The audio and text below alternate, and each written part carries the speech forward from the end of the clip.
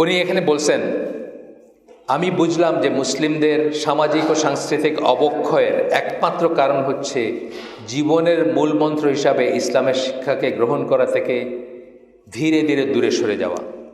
জীবনের মেইন ব্যাপারটা যে ইসলাম, মূলমন্ত্র যে ইসলাম, সেটার থেকে ধীরে ধীরে দূরে সরে যাওয়া। Democracy, capitalism, socialism, secular humanism, lesbianism, feminism, বুঝছেন না, শত ইজম, কিন্তু ইসলাম থেকে দূরে সরে যান। এইটা বলতেছেন উনি, প্রবলেমটা বলতেছেন।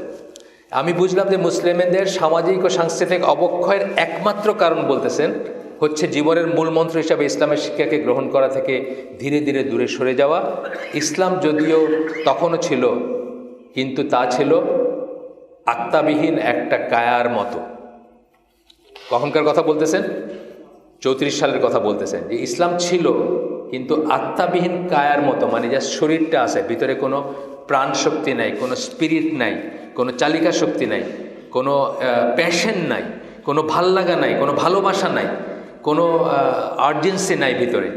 আমি আসে শেষ করে দিই, আমার বিষয় হয়েছে সুবহানাক আল্লাহুম্মা বিহামদিকা আশহাদু আল্লা ইলাহা ইল্লা আনতা আস্তাগফিরুকা ওয়া আতুবু ইলাইক।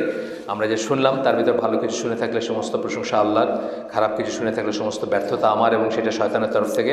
যা শুনলাম এটা নিয়ে চিন্তা করার দেন আল্লাহ।